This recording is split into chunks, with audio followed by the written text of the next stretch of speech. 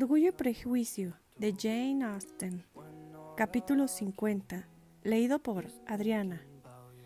Anteriormente, el señor Bennet había querido muchas veces ahorrar una pequeña cantidad anual para mejorar el caudal de sus hijas y de su mujer, si ésta le sobrevivía en vez de gastar todos sus ingresos. Y ahora se arrepentía de no haberlo hecho. Esto le habría evitado a Lidia endeudarse con su tío por todo lo que ahora tenía que hacer por ella, tanto en lo referente a la honra como al dinero. Habría podido darse además el gusto de tentar a cualquiera de los más brillantes jóvenes de Gran Bretaña a casarse con ella. Estaba seriamente consternado de que por un asunto que tan pocas ventajas ofrecía para nadie, su cuñado tuviese que hacer tantos sacrificios y quería averiguar el importe de su donativo a fin de devolvérselo cuando le fuese posible. En los primeros tiempos del matrimonio, el señor Bennet se consideró que no había ninguna necesidad de hacer economía, pues se daba por descontado que nacería un hijo varón y que éste heredaría la hacienda al llegar la edad conveniente, con lo que la viuda y las hijas quedarían aseguradas. Pero vinieron al mundo sucesivamente 5 hijas y el varón no aparecía. Años después del nacimiento de Lidia, la señora Bennet creía aún que llegaría el heredero, pero al fin se dio ya por vencida. Ahora era demasiado tarde para ahorrar.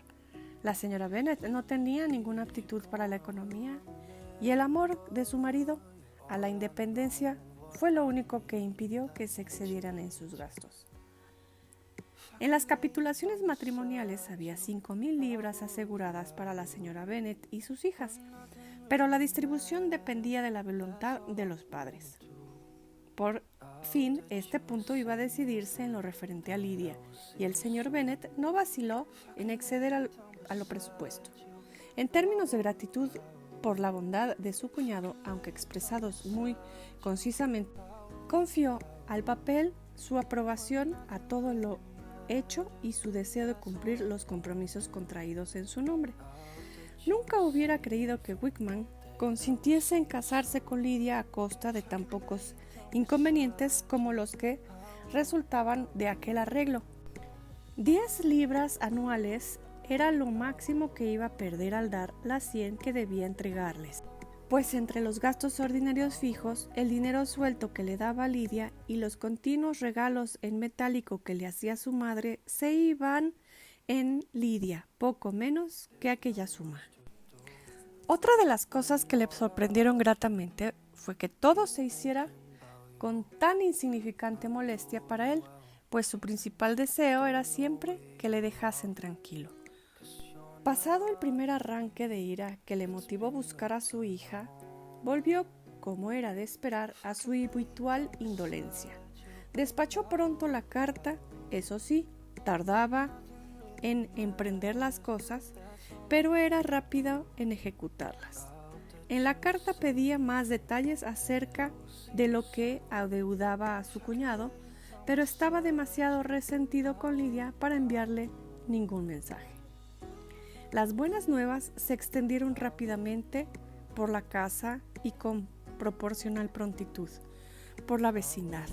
Cierto que hubiera dado más que hablar que Lidia Bennet hubiese venido a la ciudad y que le habría sido mejor si la hubiesen recluido en alguna granja distante.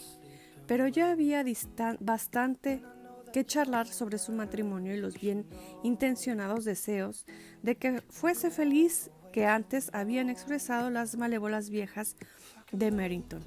No perdieron más que un poco de su viveza en este cambio de circunstancias, pues con semejante marido se daba por segura la desgracia de Lidia. Hacía 15 días que la señora Bennet no bajaba de sus habitaciones, pero a fin de solemnizar tan faustos acontecimientos, volvió a ocupar radiante su sitio a la cabecera de la mesa. En su triunfo no había el más mínimo sentimiento de vergüenza. el matrimonio de una hija que constituyó el principal de sus anhelos desde que Jane tuvo 16 años iba ahora a realizarse.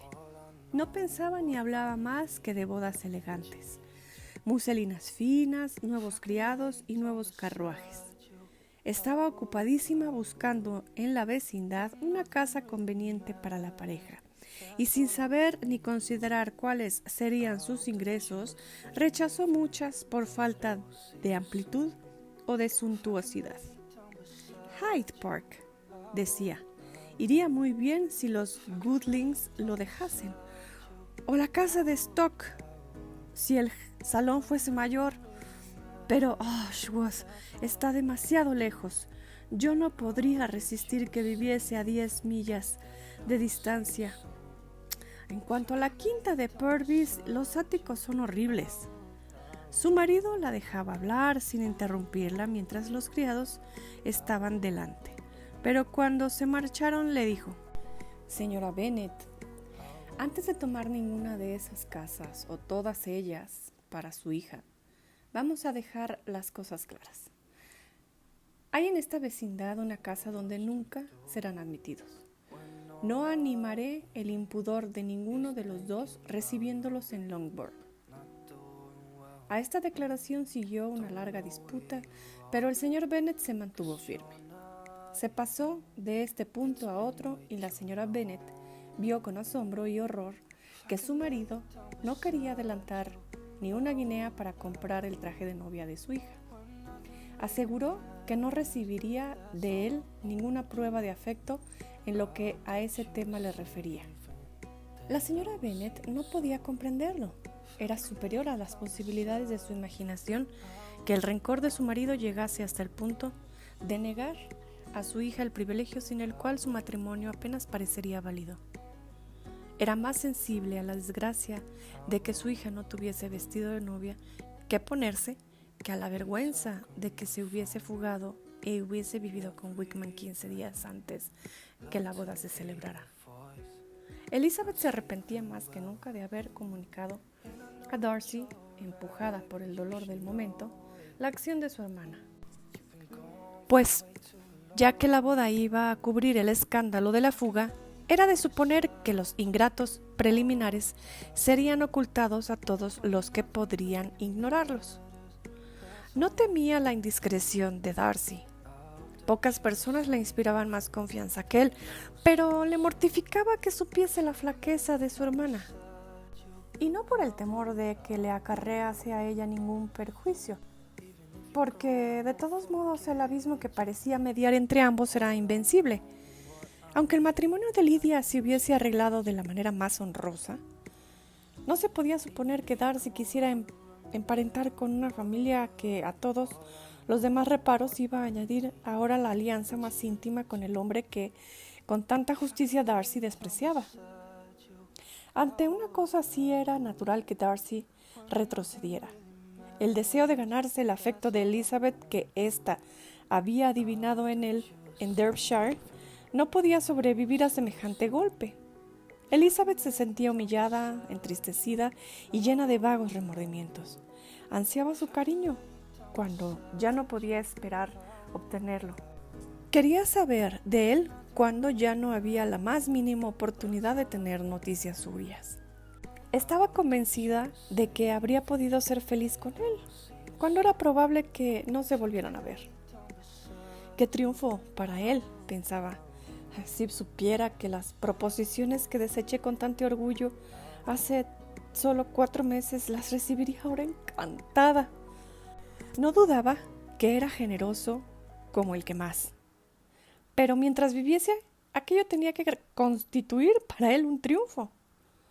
Empezó entonces a comprender que Darcy era exactamente, por su modo de ser y su talento, el hombre que más le habría convenido. El entendimiento y el carácter de Darcy, aunque no semejantes a los suyos, habrían colmado todos sus deseos. Su unión habría sido ventajosa para ambos. Con la soltura y la viveza de ella, el temperamento de él, se habrían suavizado y habrían mejorado sus modales. y el juicio, la cultura y el conocimiento del mundo que él poseía le habrían reportado a ella importantes beneficios.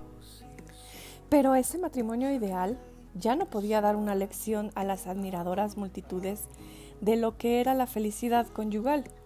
La unión que iba a efectuarse en la familia de Elizabeth era muy diferente y excluía la posibilidad de la primera. No podían imaginar cómo se las arreglaría Wickman y Lydia para vivir con una pasable independencia. Pero no le era difícil conjeturar lo poco estable que había de ser la felicidad de una pareja unida únicamente porque sus pasiones eran más fuertes que su virtud. El señor Gardiner no tardó en volver a escribir a su cuñado. Contestaba brevemente al agradecimiento del señor Bennet, diciendo que su mayor deseo era contribuir al bienestar de toda su familia, y terminaba rogando que no se volviese a hablar más del tema. El principal objeto de la carta era informarle de que Wickman había resuelto abandonar el regimiento. Tenía tantas ganas de que lo hiciese, añadía, cuando ultimamos el matrimonio, y creo que convendrás conmigo en que su salida de ese cuerpo es altamente provechosa tanto para él como para mi sobrina. La intención del señor Wickman es entrar en el ejército regular, y entre más amigos antiguos hay, quien puede y quiere ayudarle a conseguirlo. Se le ha prometido el grado de alférez en el regimiento del general X, actualmente acuartelado en el norte. Es mucho mejor que se aleje de esta parte del reino. Él promete firmemente, y espero que así sea, que hallándose entre otras gentes ante las cuales no deberán desacreditarse, los dos serán más prudentes. He escrito al coronel Forster, participándole en nuestros arreglos y suplicándole que diga a los diversos acreedores del señor Wickman en Brighton y sus alrededores que se les pagará inmediatamente bajo mi responsabilidad. ¿Te importaría tomarte la molestia de dar las mismas seguridades a los acreedores de Meryton, de los que te mando una lista de acuerdo con lo que el señor Wickman me ha indicado? Nos ha confesado todas sus deudas y espero que al menos en esto no nos haya engañado.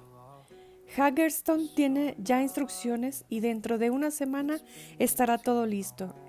Entonces el señor Wickman se incorporará en su regimiento, a no ser que el primero le invite a ir a Longbourn, pues me dice su mujer que Lydia tiene muchos deseos de veros a todos antes de dejar el sur.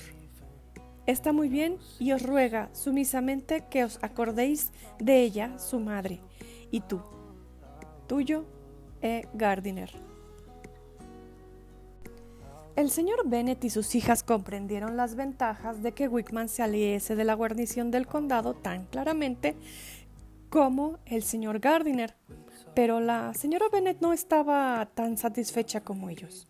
Le disgustaba mucho que Lydia se estableciese en el norte, precisamente cuando ella esperaba con placer y orgullo disfrutar de su compañía, pues no había renunciado a la ilusión de que residiera en Hertfordshire. Y además era una lástima que Lydia se separara de un regimiento donde todos la conocían y donde tenía tantos admiradores.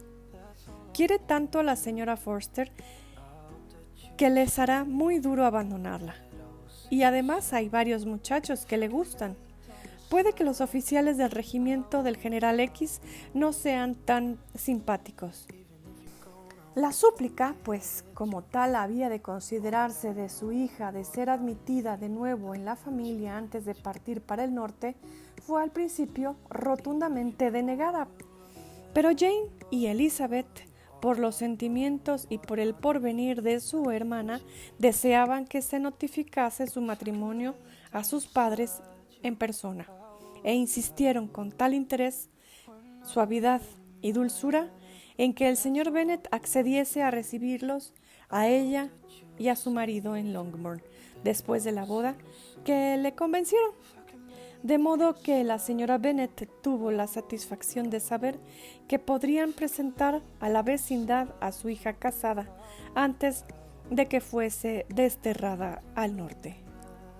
En consecuencia, cuando el señor Bennet volvió a escribir a su cuñado, le dio permiso para que la pareja viniese y se determinó que al acabar la ceremonia saldrían para Longbourn. Elizabeth se quejó de que Wickman aceptase ese plan y se hubiese guiado solo por sus propios deseos. Wickman sería para ella la última persona con quien querría encontrarse.